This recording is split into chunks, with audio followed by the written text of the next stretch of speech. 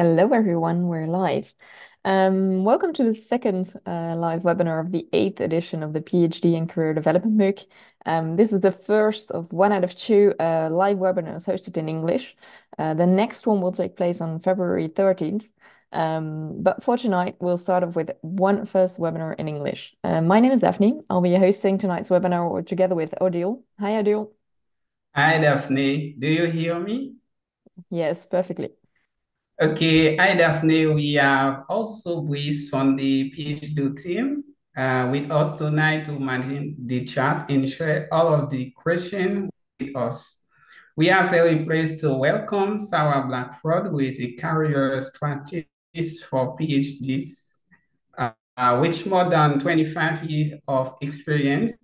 She is a member of three professional associations focusing on career development and the author of Career Planning for Research Bioscientists. She offers individual and group career guidance and coaching to academics, whether a students or experienced researchers, and also delivers career workshops to universities and research institutes throughout Europe. Good evening, Sarah. It's a pleasure and an honor to have you with us tonight. Good evening. It's lovely to be here. Thank you for the invitation. Thank you very much, Sarah, for being with us tonight. And many thanks as well to those of you who are attending this live webinar. Feel free to post your comments and ask your questions in the live chat on YouTube. The chat box is located on the right-hand side of the video. And to post something, you will need to have to be logged in via your Google or Gmail account. Please be aware also that there's a slight lag in the broadcasting of this live, therefore your questions may not be answered right away. Don't worry, we'll do our best to answer them. And if for some reason you don't have a perfectly fine answer to your question, you can always get back to the forum on the MOOC. We would like to mention that we won't have time to answer general questions tonight about the MOOC or the training platform. If you have any, please check out the Help tab on the MOOC platform, as well as the Q&A and discussion thread on the training platform. You can ask any of your questions regarding the technical aspect of the MOOC right there. Going back to the MOOC, in the first unit, you spend time to understand the job market. The next step is to take a look at your skill and competencies using the advice given by Sarah tonight and with the help of the second unit of the MOOC, which opens tomorrow. We're glad to start this webinar by sharing the result of the Unit 1 survey. According to the poll, about 65% of you are optimistic about your career prospect, whereas 20% don't know, and 15% are not optimistic about their career prospect. We have already exchanged a lot of about this on the MOOC forum.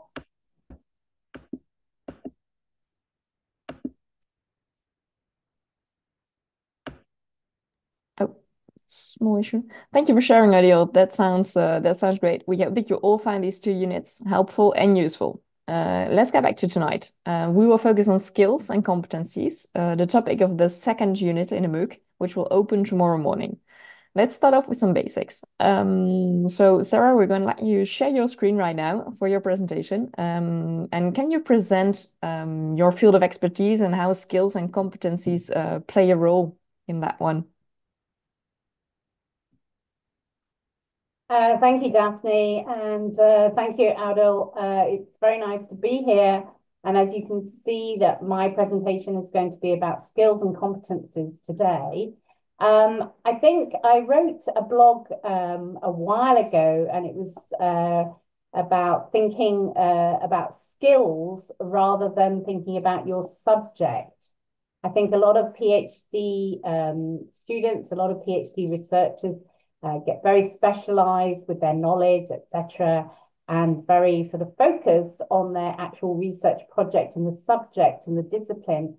But what they forget about are all these skills and competencies, and they're really important, not only for if you want to stay in academia, but if you want to go into lots of other industries and businesses as well.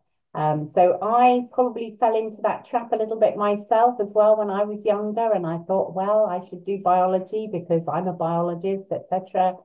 But it wasn't until I was in my 30s that I started to look more closely at my personality, at my skills, the things I enjoyed doing, my values, etc. So I think if I'd come to a session like this when I was at your career stage, I would have really benefited from it. So I hope, having heard about 65% of people being optimistic, which is fantastic, but let's hope that the 15% who aren't so optimistic will feel more so by the end of this learning program. So I hope that is a nice introduction for this particular module happening. Thank you, Sarah. Well, let's get into the basics. We'll let you start off your presentation. Okay. We'll have some breaks for questions in a bit, and let's go. Okay, thank you very much. As you'll see there, when you can either take a screenshot of this or you can come back to me at any time if you're interested to contact me or have a look at my website. But what I do is I run workshops in person, and I've been doing that, as Daphne said, for over 25 years now. And then more recently, because of the pandemic, I've been going online. So I'm actually, in my house now, in my office, and it's much more comfortable in a way, but it has its advantages, it has its disadvantages. And I met my my online learning co-partner Virginie Siri when I was doing the MOOC about 4 years ago now, I think we established. So it's lovely to be here with you all, and I'm going to start my presentation now. And I always underpin my presentations with this career planning really sort of model. It's a theory. It's very, very basic, but it kind of gives you a structure. It gives you something to really grab hold of. And I think it'll help you when you go through this module where you can see how things are put together. So what is it and how are you going to plan your career? Because it is a little bit of a contradiction in terms, because obviously there's lots of outside factors and happenstance moments. People talk about luck, etc., when they're finding jobs and so on. But if we look at this one structure here, this one model, this one theory, this can be really helpful when you think of just 4 key factors that you need to think about when you're planning your career. And these are all going to be addressed during this module and also beyond that as well. So it's really important that you know yourself. And we're going to focus on skills and competencies in this session, but there will be opportunities for you to look at other aspects of yourself.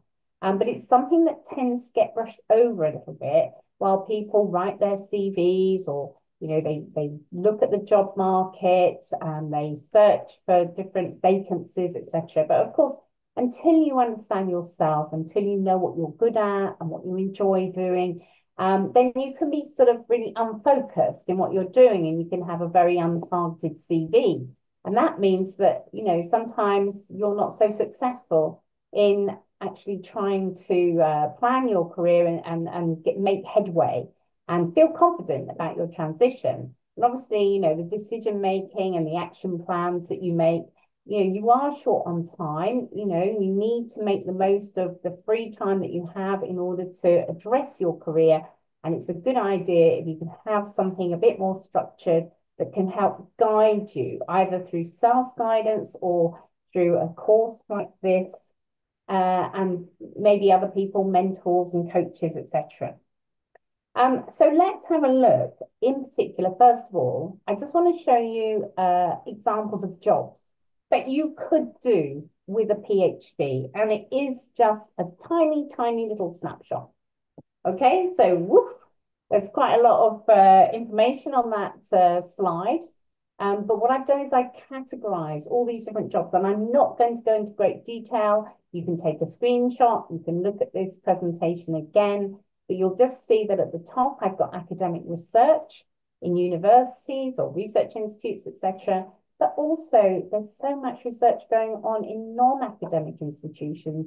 and career sectors, from education to pharma to government to customer services, etc. And these people are really looking for professional researchers, people who can use analytical tools, etc.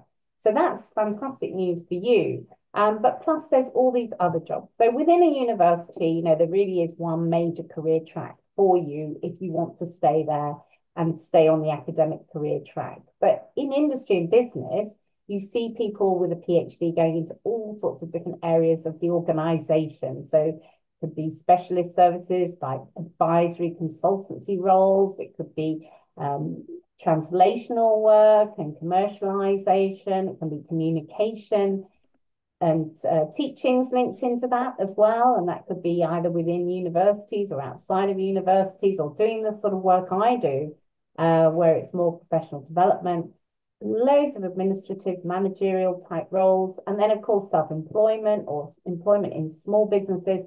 And you know, you don't even have to really think about your own disciplinary interests. If you don't want to, you can just take your skills, take your interests, and put them somewhere else. And even to the point where, you know, at the very bottom of this list, I've got examples of people, real people I know, who've actually gone into a wide range of different types of careers themselves. So you can see that, you know, there's so many things. It's almost like you're spoilt for choice. There's so many different things you could do. But let me just overlay that with these arrows that sort of show how, you know, if you stay within the academic research field, this is known to you. This is familiar. It's almost like the velvet rut, I call it, where it's quite comfortable, quite a nice place to be. But sometimes it's a good idea to be looking around as well, look outside the window and see what else is out there. Even if you don't want to go and do that job, it's good to have the information, and then you know why you're interested in what you want to do and what you don't want to do. So you can see that the further away you go from a PhD, the larger choice you have of different types of roles. So let's just have a look at some examples of those. So here I've got a postdoctoral fellow, and try to just ignore the actual research discipline. So this just happens to be Earth and environmental sciences, but it could be any postdoctoral fellow where they're asking for particular disciplinary interests and specialization, and then they will want your quantitative or your qualitative research skills and expertise that will go along with that. And you can see this in the requirements for this position, where you need a PhD and the programming and the analysis and peer review, journal articles, etc. So that might be quite a familiar type of role for you if you supplant and overlay your own research discipline on top of it. And here's another one. So here, this is asking for a data scientist to work in a company, but actually is partnering with the university. You can see here, it's much more about the research skills, isn't it? They're not really talking about having to be involved in any particular disciplinary interest. They're more interested in your ability to be able to, you know, analyze and use learning models, etc. And so it's that sort of adapting your knowledge. So you may identify yourself as a data scientist, you know, rather than an environmental scientist or whatever it is that you're doing for your PhD. So again, here you can see that a lot of companies now are partnering with universities, and here they're saying they've got a huge amount of funding and they'll be able to, you know, work within academic networks. So again, you know, there are blurred lines now between academia and industry. And here, this is a bit different, working in higher education, but in policy. And again, you can see here, we're getting even more away from the research discipline and much more talking about skills, organization, preparing briefings, making statements, analysis, identification of opportunities, forming relationships. So you can see how, you know, these sorts of roles, it's very useful to have a PhD there, but they're not really asking for any particular research discipline. And then finally here, I've got a coordinating role. So this is one of these sort of administration manager type roles, and you'll see these a lot in universities and research institutes where people have got a PhD, but they've moved on to that administrative side. And again, it's asking for a PhD in biology here, but it's not really necessary in terms of the disciplinary interest or the research skills. It's all these other things like preparing reports and overseeing communications and coordinating and liaising. So you can see how all these skills are populating the requirements for the employer. So if you can see what the employer wants, then you then can decide, is that the kind of job I'm interested in? Have I got the kind of skills that they're looking for? Should I do a bit of career development work to, gain more skills in that area? It depends on what you want to do. So just to put that in more of a scheme, a diagram, if you think about your PhD here being very specialist, and thinking about the specialist subject area that you're in, the more you move away from academia and the more you choose to be interested in careers that are not related to your subject, then there's an increasing need for these transferable skills and more general knowledge and applying your knowledge, and a decreasing need for specific subject knowledge. So that has a huge impact. It has an impact on what kind of job you might want to do. It might determine the kind of things you like doing on a day-to-day basis within your PhD. It determines how you write your CV or how you present yourself on LinkedIn, for example. So what are you going to focus on? Because if you are wanting to stay in academic research, then obviously talking about your discipline, talking about your research skills is really important. But if you're moving away, then you might really need to put more emphasis on the skills that you have. Okay, so let's go back to the career planning theory again, and we've looked at the job side of things. Let's have a look at self. So I am really just going to focus in on a very, very small part of the self area of this career planning model. Here we have just 4 aspects, but of course there are a multitude of aspects that make up you as a person, but we can't look at all those permutations and combinations all in one go. But let's look at these 4 key areas. So the interest is what I was talking about earlier, your research subject. These are things that are on the surface. These are things that you know yourself quite well. If you introduced yourself or you were chatting to people, you might talk about your interest. But the skills are the things that are really being developed while you're doing your PhD and beyond, all the experiences you're having. And there'll be some that you enjoy and some you don't enjoy. There are some that are a necessity for your research project. There are others that you do outside of your research, etc. Your values are there. They are more underneath your skills. They determine the way you want to work, the kind of people you want to work with, the sort of role that you want to have. And they change over time because, you might want stability at one part of your life and then you want sort of more of a risk-taking, creativity, experience another time, etc. And then finally, your personality is more about, you as a person and the way you like to do things and the way you communicate and organize yourself, etc.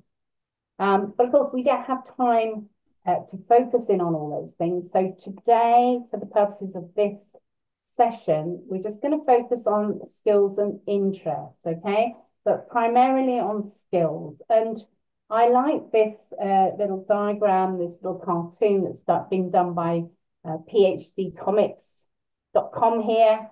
They like to make these little funny cartoons or diagrams and so on about PhDs.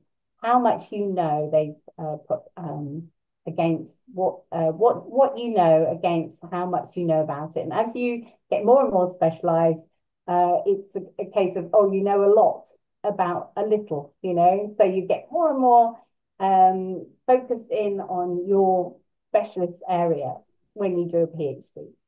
Okay, and people talk about that, don't they? They say, I'm just too specialized now, and it's very difficult. What can I do about that? But what they forget is this. it's skills. The skills increase. And so whilst you are becoming more specialized, you are also gaining lots of skills. And I know people who've been teaching themselves R and machine learning and Python and goodness knows what else. So, you know, this is why employers love you so much, because you're very can-do people and you're not afraid of technology either. And so when you look at the kind of skills that you're gaining from your PhD, from your research experience, the obvious stuff is here. Look, it's specialist knowledge, obviously. It's research methodologies, it's technical skills, techniques, programming, etc. Whatever it takes for you to create your data and to analyze it and interpret it. And your output is your publications, because if you don't publish and you don't communicate your research, then it basically doesn't exist because nobody knows about it. But you know, that is your productivity, and that's why your supervisor is very keen to publish the work. And then sort of gradually building up perhaps an international profile, going to conferences, being visible on social media, maybe doing some teaching and supervising. Not everybody does that. And maybe extra research associated activities that you're doing. Maybe you're involved in a journal club or a committee, or you're getting involved in various other different groups. So these are the kind of skills that you maybe can think about as being quite overt, and you're aware of these. But in the meantime, here's all the other skills that you're developing and more while you're in this role that you have, where you're very independent in a sense. You have to be very self-motivated and independent. You have to be able to problem solve on your own, or know who to ask, look for resources, work things out for yourself. And as we know, things don't go to plan, and you have to resolve them yourself. And you're using all these skills and you're developing them all as you go along without even realizing it. And I think this is where people perhaps fall down on their CVs, or when they promote themselves, or they think about, well, what kind of career can I do? And they're just thinking about these top ones up here. And they're not thinking about these ones down here and more, because obviously this is just a small snapshot that I'm showing you here. But maybe you can think of skills and, that you have that you could use either in your next position, or you can use them to help you to decide, what you want to do. Depends on what part of your career planning process that you're in. Some people will know what they want to do, they just need to know how to do it. Other people are at the kind of, I'm not really sure what I want to do yet stage. So, that's the purpose of this whole MOOC anyway, to help you to make that transition. So I will just hand over to Daphne and ask if there's any questions at the moment in the chat box. Thank you, Sarah, for this great presentation. Let's see, and if there are some questions in the chat.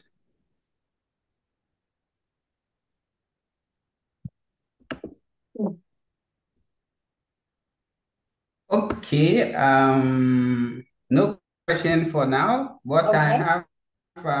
I have one question, two questions for you. The first one is, do you have any tip to describe competencies acquired outside of the professional context?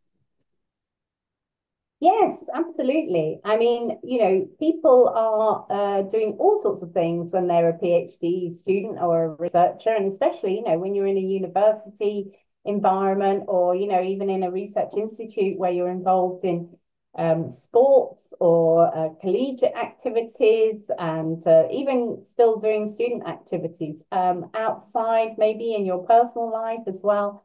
Absolutely. I think, and sometimes those can be even more important and even give you more clues as to what you want to do with your, with your next stage. I know someone who his hobby was being the sound engineer for local bands at the university, and he ended up being his job. He's still in it now, and he travels the world with famous bands. With his PhD, they call him the doctor.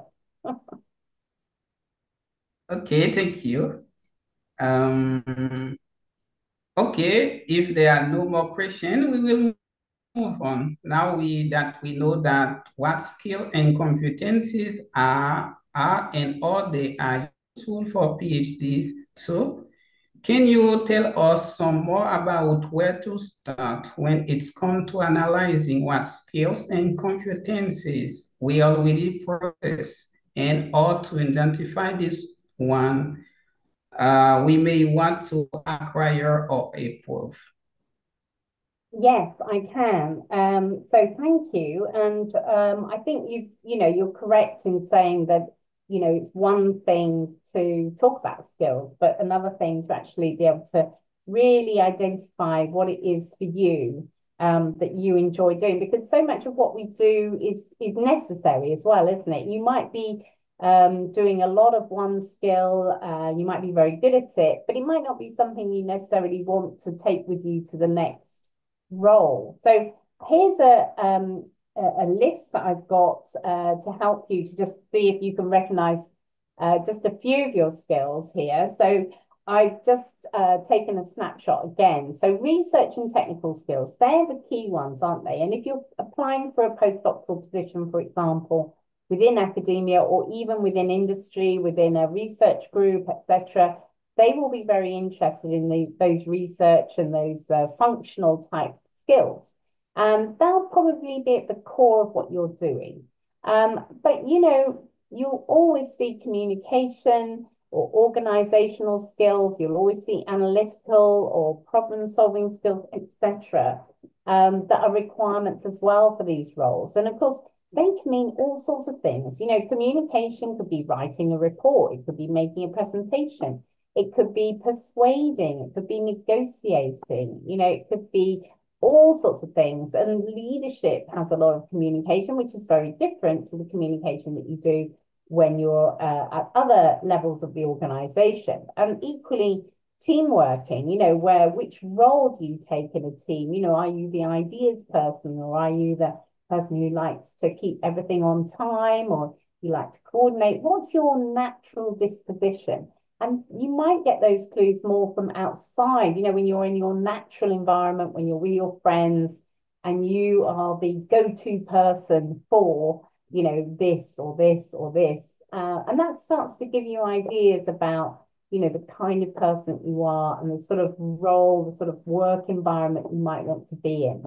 And so again, all of those words there, they all have lots of other meanings underneath. So when you're looking at that and seeing self-motivation, or you're seeing multitasking, or you're seeing creativity, you will be thinking very differently to another person, and your interpretation will be quite different.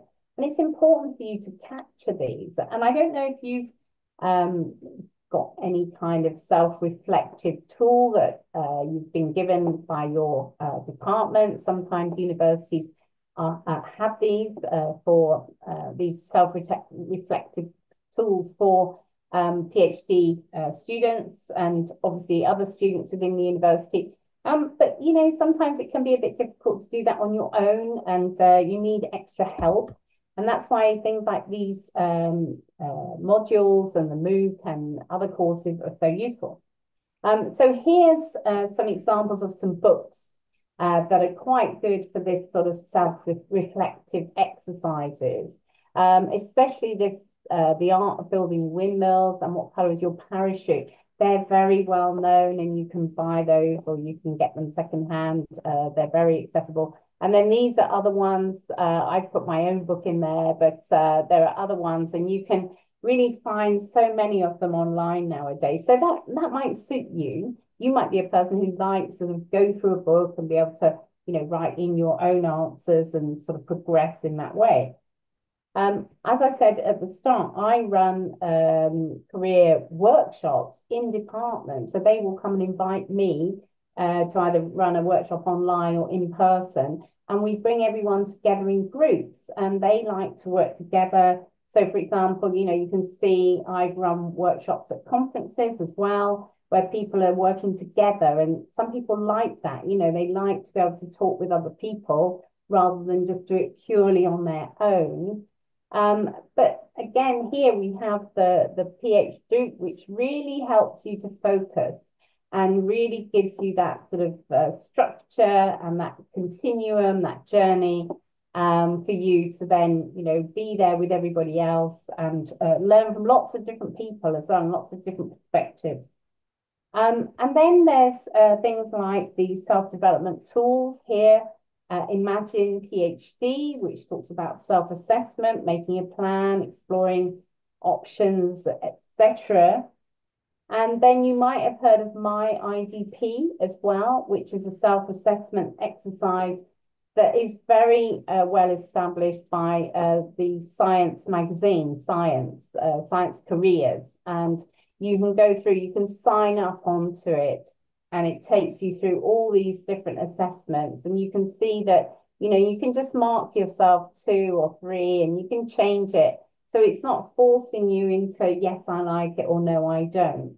And then it comes up with some evaluations. And you can see here, they've got skills, interests, and values. So that's what I've talked about. And that is really at the core of, you know, yourself and your self-analysis. So that can be a very, very powerful tool. And I've just done another screenshot of it so that it gives you an idea of the sort of things that they're focusing on. But it's very much, because it's science and because it's for PhDs as well, it's very nicely orientated towards you and the sort of things that you do.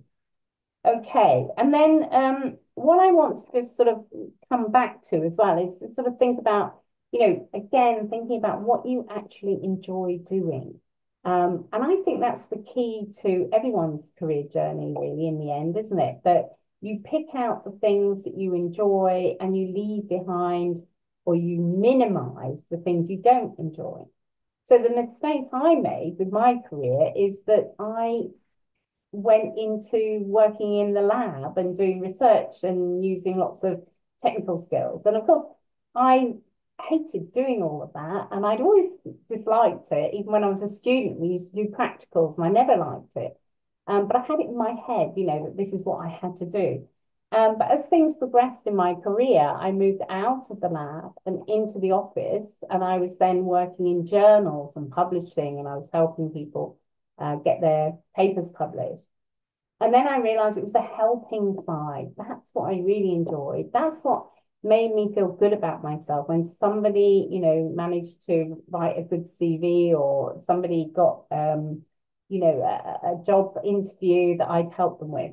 So if you look at this Ikigai model, this comes from Japan originally, and a lot of people use it. I see it a lot on LinkedIn, but it's supposed to be, you know, your kind of dream job, in that if you can combine, you know, what you love doing and what you're good at with getting paid for it, and that the world needs it, so there's opportunities out there, then that is your Ikigai. And of course, lots of people, you know, do a job, they get paid for it. Maybe, you know, even while you're doing your PhD, you might be working in a bar or doing, you know, some other kind of work that's getting the money in. But you don't particularly enjoy it, and perhaps you're not very good at it. But when you finish your PhD, or, you know, when you move on in your next role, you really want to be thinking, well, you know, I want to enjoy my job. I want to feel passionate about it. So what am I going to focus in on that I enjoy doing, and what am I going to minimize? And what you're good at, as I said before, might not be what you enjoy. So, you know, that takes some thinking. So I just want to introduce you to another career theory. And this is something that was proposed by a man called John Holland a while ago. And this is a way of trying to identify things that you enjoy doing in your PhD. So he had his theory, and to summarize it, he said that there are 6 basic types of work environment and 6 basic personality types. Okay, so he named them, and I have changed this a little bit because I've adapted it for PhDs, but functional, investigative, artistic, social, enterprising, and administrative. And his theory goes that people search for environments where they can use their skills and abilities and express their values and attitudes. So, for example, investigative types search for investigative environments. So you are doing investigative work. You're doing it either in a university or in a research institute. Maybe you're in a hospital, maybe you're in industry, wherever you are, it's going to enable you. It's got the facilities, it's got the people around you that are doing that kind of work. So you're in your ideal environment, okay? If you were an autistic person, you know, maybe you prefer being in a different environment. But there are artistic scientists around, there are artistic researchers around, and I'm going to show you how I've incorporated that into this career choice theory. But just to finish that off, people who choose to work in an environment that's similar to their personality type, so what they like, what they enjoy doing, they're more likely to be successful and satisfied. So let's have a look at those 6 categories, okay? And I've put them into a nice hexagon and explain what they mean. So functional is all this qualitative, quantitative methodologies, tools, techniques. Are you a person who really enjoys the practical side of things? You know, you like designing experiments and doing them and getting the data and then analyzing it, thinking about programming, etc. So that's the nuts and bolts of actually producing the data. The investigative side is when you're chatting with your supervisor, you're coming up with ideas, you're looking at the papers, you're interpreting, you're going to conferences and listening to other people's work. You know, it's all about discovery and curiosity. And then you go and do the functional stuff in order to get the data to prove or not your hypothesis. So that those two are very much linked with the research and technical skills. And then you've got the artistic side, which I mentioned just before. And it's the creative expression of your science, of your research, how you are presenting the data, how you are communicating it to the schools, the public, you know, how you are making it into something more accessible. And, you know, a lot of people, when they give a talk, for example, at a conference, you know, they're much more interested in making beautiful slides and beautiful posters because of that creativity and artistic side that they have. The social side, of course, you know, you might be somebody who's very much drawn to working with students, helping people, interacting. And, you know, that would have been me, you know, that was me all over when I was working in the lab and when I was in my research group, you know, I was so sociable and interacting with everybody. Then enterprising, that's sort of leadership, commercialization. That's really what your supervisor's doing a lot of. They are having to think of new innovations. They're having to go to funders. So that means they've got to persuade them. So in a way, they're almost like they're running their own little business where they're actually having to go to what would be venture capitalists or, you know, funding and ask for money to fund their research so that they can bring in another PhD student or a postdoc, etc. So that's what you want to do. You know, maybe you are already doing some of that. Even at the level that you're at as a PhD student or as a postdoc, etc. But that can be transferred into other areas of the career sectors as well, as can all the others. And then finally, management, we all have to manage, we all have to administrate. Some people love it and some people see it as a necessity. And if you are a very organized person, you like doing that sort of thing, and maybe you've gone on committees or you've got involved in organizing seminars and you like doing that, you can see how these things can be combined together. You're not just going to only like investigative or only like management. You would combine those things together and you would find a job that would satisfy those kind of interests that you have.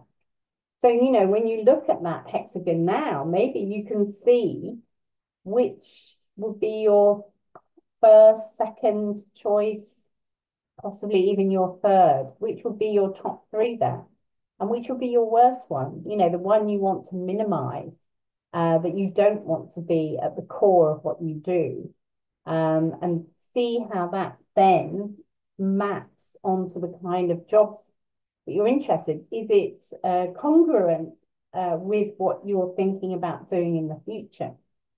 And as I said before, I run this in groups. It can be done individually or in groups. So again, if you're a person who finds it hard to do this on your own, get together with some friends or, do the IDP, but, do it with a partner and do it together, because sometimes it can be easier that way.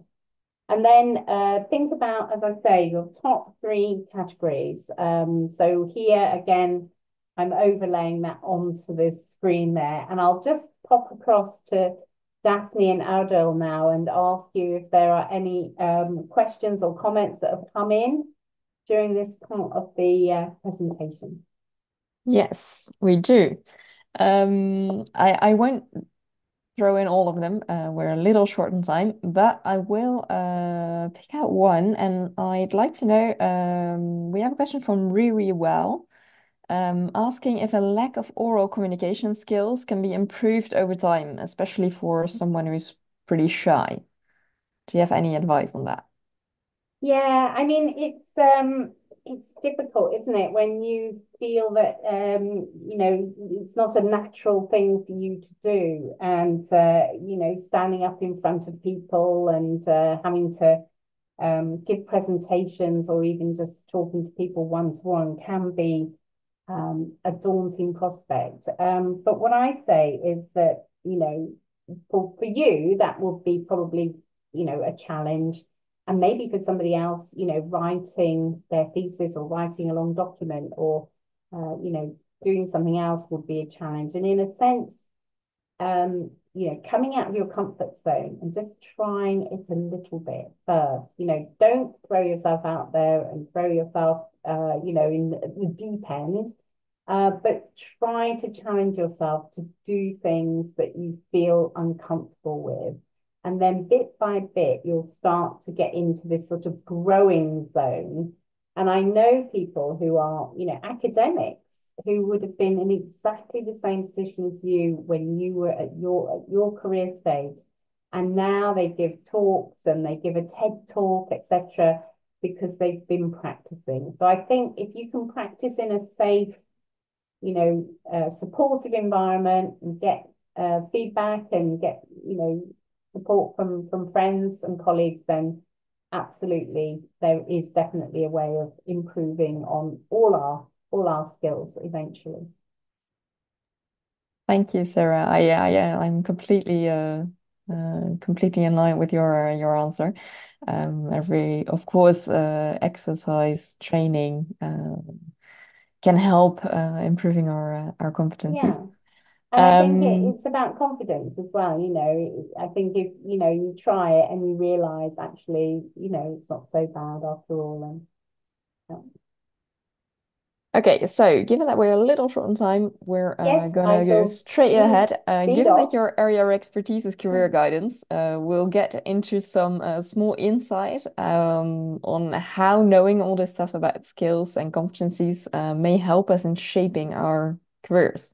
Yeah, absolutely. So here's my comment bit, so I'll skip through that. Yeah, so what implications does this have for your career planning? So, going back again to my career planning process, and I talked about those jobs and opportunities at the beginning of the session, didn't I? And, what you can do is you can overlay types of careers onto this hexagon. And it's not a perfect system because, as I said, for example, a research specialist would be a functional person, investigative, but also, they might be doing managerial things or they might be more enterprising. But you can get a sort of vague idea here where these are jobs that are related to researchers. You're all researchers. That's what you're doing at the moment.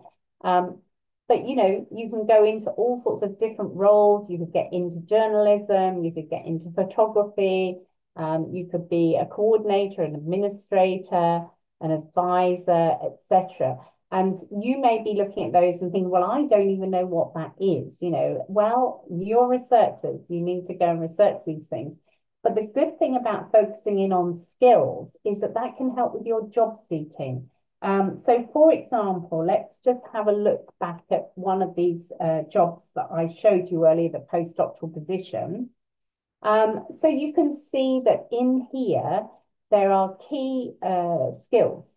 They are the functional skills, and there's a lot of investigative skills you can see there, where you're needing to do research, you're analyzing, you're collaborating with scientists, you're using your expertise, you're working in a team environment. So actually, it's a social role as well. So you can see that if you're a scientist who doesn't want to really work alone, you want to be involved in working and collaborating with other scientists, and you also like the kind of investigative functional role, then that postdoc might be something you're really interested in. Whereas, you know, another postdoctoral position, maybe not. So not all postdocs are the same. And that's really important as well when you're looking. You know, a postdoctoral position, for example, in a university is quite different to one in a research institute, and also one that is very much sort of collaborating with industry, etc. And that can then determine, you know, what skills you develop, and then what kind of opportunities you then have after that position.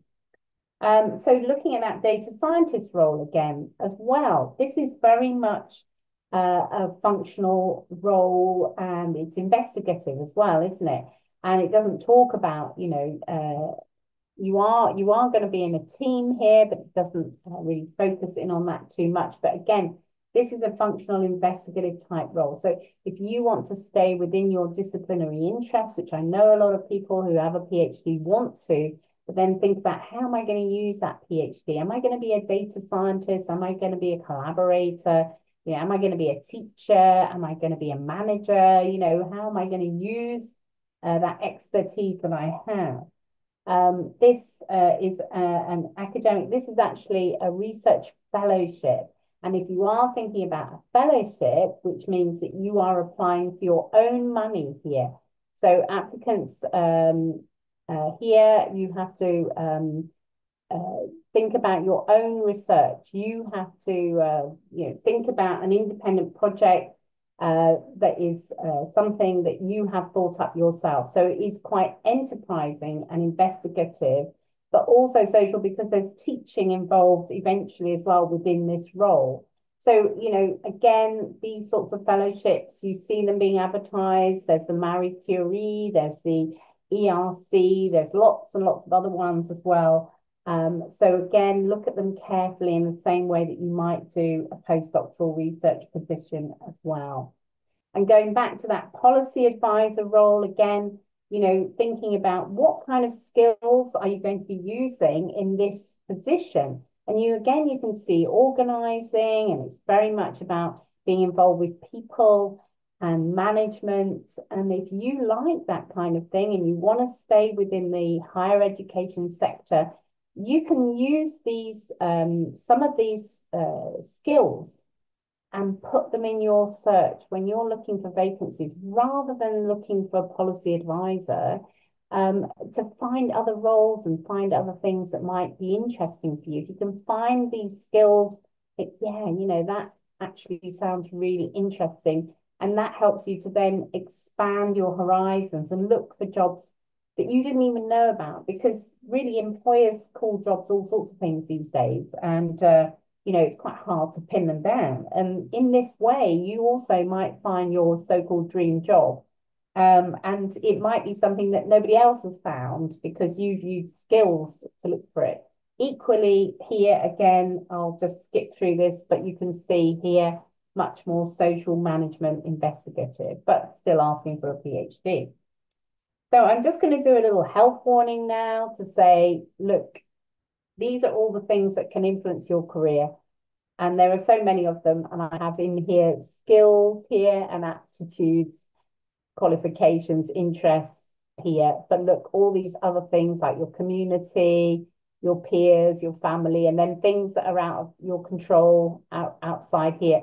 So, you know, just to let you know, we're only talking about skills really and interests today. So just remember, there are many, many other things that will influence your career decisions. And talking of which, we'll just look at that part of the career planning theory now, and think about, you know, you will have to make a transition. We all have to make these transitions. You know, what's coming next? You know, you've already transitioned to do a PhD, you transitioned before that, and you will transition again.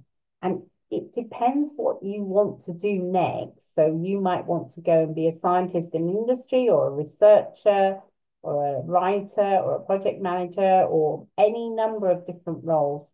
You have to cross the transition zone. Okay. So what you want to do will determine, you know, what kind of CV you're going to write, what kind of skills you're going to have, what sort of networking you might do.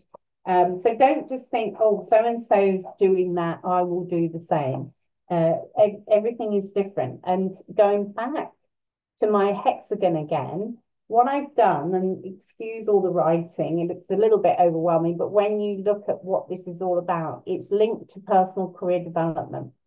So each of the different sectors of the hexagon, investigative, are you interested in investigative work? You know, what kind of things could you do to enhance your career development? So these are just some ideas from me, but you know yourself best. So what could you do if you are thinking of developing yourself a bit more, like improving your communication, as somebody's already said? And then at the core of all this, you know, you need to think about and working on your self-awareness.